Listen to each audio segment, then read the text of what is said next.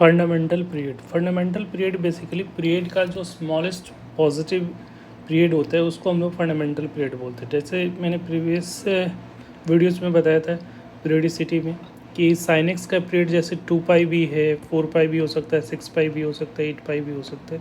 तो इसका सबसे स्मॉलेस्ट पीरियड क्या है, 2 पाई है। तो इसका उसका क्या कहलाएगा, फंडामेंटल पीरियड कहलाएगा। ठीक है, जैसे और एक एग्जांपल दिया था, जैसे इसका जो कोई पीरियड 1 भी हो सकता है, 2 के बाद भी रिपीट हो रहा है, 3 के बाद भी रिपीट होगा, तो सबसे स्मॉलेस्ट इसका पीरियड क्या हो गया, 1। तो इसका फंडामेंटल पीरियड क्या कहलाएगा, 1 कहलाएगा। तो जो least positive value of this period होता है वो उसका फंडामेंटल पीरियड कहलाता है। ठीक है, तो ये चीज़ ध्यान रखना है कि जैसे लिस्ट मतलब यूनिकनेस लाने के लिए कि उसका, क्योंकि बहुत सारे पीरियड हो सकते हैं। ठीक है, किसी भी फंक्शन अगर कोई पीरियडिक है तो उसका पीरियड बहुत सारे हो सकते हैं। तो यूनिकनेस लाने के लिए जो सबसे स्मॉलेस्ट पॉजिटिव पीरियड होता है उसको हम लोग फंडामेंटल पीरियड कंसीडर करते हैं। राइट, पहला पॉइंट है कि inverse of periodic function does not exist. अगर कोई भी पीरियडिक फंक्शन होगा तो उसका इन्वर्स एग्जिस्ट नहीं करेगा, क्योंकि अगर पीरियडिक है तो उसका मतलब सेम वैल्यू फिर से रिपीट हो रहा होगा। जब कोई वैल्यू रिपीट होता है तो इसका मतलब है कि अगर वो फंक्शन 1 नहीं हो सकता, वो मिनी 1 होगा। ठीक है, जैसे आप साइन एक्स का ग्राफ देख लो या इसका ग्राफ देख लो, तो ये वैल्यू अगर हॉरिजॉन्टल लाइन टेस्टिंग करोगे तो ये बहुत सारे पॉइंट पे मतलब वाई बहुत सारे डिफरेंट वैल्यू पे सेम आउटपुट दे रहा होगा। तो इसका मतलब क्या हो रहा है कि ये इन्वर्टिबल फंक्शन नहीं होगा। ठीक है, तो ये चीज़ें आपको ध्यान में रखनी है कि अगर कोई पीरियडिक फंक्शन है तो उसका इन्वर्स एग्जिस्ट नहीं करेगा। Next, every constant function is periodic function with no fundamental period. ठीक है, तो इसका मतलब क्या है कि अगर कोई पीरियडिक फंक्शन है, ठीक है, कोई कांस्टेंट फंक्शन है तो वो पीरियडिक होगा बट उसका फंडामेंटल पीरियड एग्जिस्ट नहीं होगा। क्यों नहीं होगा कि सपोज़ मैंने एक एग्जांपल लिया, f of x is equal to 2, एक कांस्टेंट फंक्शन है तो इसका ग्राफ कैसा होता है, ये होगा y इज इक्वल टू 2। अब इसका जो है वो यहाँ पे भी रिपीट हो रहा है, 2 पे भी रिपीट हो जाएगा। 0.5 डालोगे तो पर मतलब इसके इनपुट में कुछ भी डालोगे तो वो आपका जैसे एफ ऑफ यहाँ पे x प्लस 0.1 डालोगे तो पर भी 2 आएगा। कुछ भी इनपुट डालोगे क्योंकि वो इनपुट पे डिपेंड ही नहीं कर रहा है। तो सबसे स्मॉलेस्ट वैल्यू पॉजिटिव वैल्यू क्या होगा, तो सबसे स्मॉलेस्ट पॉजिटिव वैल्यू जिस पे 2 दे दे तो वो तो हम लोग पता नहीं कर सकते ना, क्योंकि 0 से जस्ट बड़ी वैल्यू क्या है वो हम लोग नहीं फाइंड कर सकते। 0 से जस्ट बड़ी वैल्यू वही हमारा पॉजिटिव वैल्यू होगा। ठीक है, जो कि इस जिस पे कि वो रिपीट हो रहा है तो वो हम लोग डिटरमाइन नहीं कर पाएंगे, इसलिए इसका पीरियडिसिटी डिफाइन नहीं होगा। इसलिए अगर कहीं पे भी कांस्टेंट फंक्शन है तो उसका पीरियड होगा बट उसका कोई फंडामेंटल पीरियड नहीं होगा। राइट, थर्ड पॉइंट ये है कि for F of x period है, अगर फंक्शन जैसे कि एफ ऑफ एक्स का पीरियड हमारा जो दे रखा है टी दे रखा है, तो अगर F of A of x हो जाएगा तो उसका पीरियड क्या हो जाएगा, टी डिवाइडेड बाई ए का मॉड। अगर इसमें हम लोग ए ऑफ एक्स में प्लस कर लो या माइनस कांस्टेंट कर लो तो ऊपर भी पीरियड क्या होगा, टी बाई ए। रीज़न क्या है कि अगर इसका हम लोग को ने पढ़ा है कि अगर इसका डोमेन है, अगर हमारा इंटरवल अगर ए टू बी है, अगर पी से क्यू कर लेता हूँ, अगर इसका इंटरवल जो है वो अगर ऐसा ले लो, अगर इसका इंटरवल पी कॉमा क्यू लिया, अगर ए से मल्टीप्लाई किया तो वो कंप्रेस हो जाता है ग्राफ। तो इसका जब देखोगे पीरियड तो p by a comma q by a हो जाता है।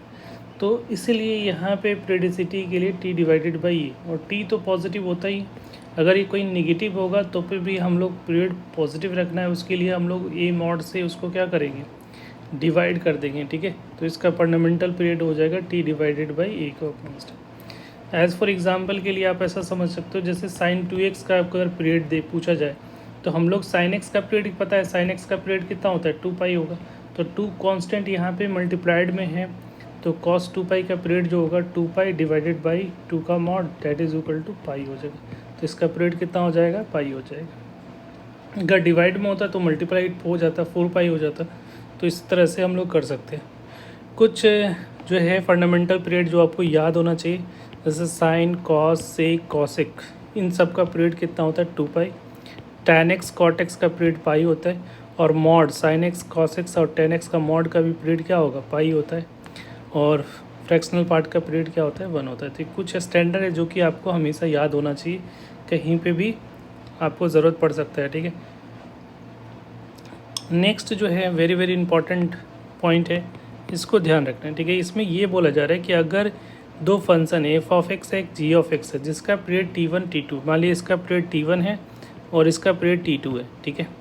तो अगर ये रिस्पेक्टिवली, अगर कोई नया फंक्शन एफ ऑफ एक्स बन रहा है जिसमें एफ ऑफ एक्स या तो प्लस होगा या माइनस होगा, या मल्टीप्लाइड में है या डिवाइड में है कोई जी ऑफ एक्स फंक्शन के साथ, ठीक है। तो इस केस में ये भी पीरियडिक तभी होगा, ठीक है। It is periodic only if T1 by T2 is a rational number, ठीक है। अगर ये इसका पीरियड हम लोग को T1 बना लिए, इसका पीरियड को T2, और इन दोनों का रेशियो लोगे T1 by T2 का। अगर यहाँ पे देखोगे कि अगर कोई रेशनल नंबर बन रहा है तभी ये एफ ऑफ एक्स एक पीरियडिक फंक्शन कहलाएगा। ऐसा ज़रूरी नहीं कि दो अगर पीरियडिक फंक्शन को ऐड करोगे तो पीरियडिक होगा ही होगा, हो भी सकता है, नहीं भी हो सकता। उसके लिए चेक करने का तरीका क्या है कि दोनों का रेशियो निकालोगे, अगर रेशनल नंबर आता है तो पीरियडिक होगा, अगर इरेशनल नंबर आएगा तो पीरियडिसिटी नहीं होगा, ठीक है। नेक्स्ट पॉइंट ये है कि अगर मान लिया दो पीरियडिक है फंक्शन है, ये दो से ज़्यादा भी हो सकता है, ठीक है। और वहाँ पे हम लोग का जो पीरियडिसिटी है वो फ्रैक्शन में है, ठीक है। जनरली क्या होता है कि अगर दो फंक्शन पीरियडिक है, मल्टीप्लाई करने के बाद आप चेक कर लिया ये पीरियडिक है, तो अब दोनों का इसका फंडामेंटल पीरियड जो होगा वो क्या करोगे, इसका जो पीरियड होगा फंडामेंटल वो एलसीएम ऑफ T1, T2, मतलब पहले तो चेक करोगे कि पीरियडिक है या नहीं है। अगर पीरियडिक है तो फिर दोनों का एलसीएम ले लेना है, और जो एलसीएम आएगा वो कैपिटल एफ ऑफ एक्स का पीरियडिसिटी कहलाएगा। सेकेंड पॉइंट जो है कि अगर कहीं पे भी दो या दो से ज़्यादा फंक्शन का एलसीएम पीरियडिसिटी का एलसीएम ले रहे हो, अगर फ्रैक्शन में होता है तो उसका जो है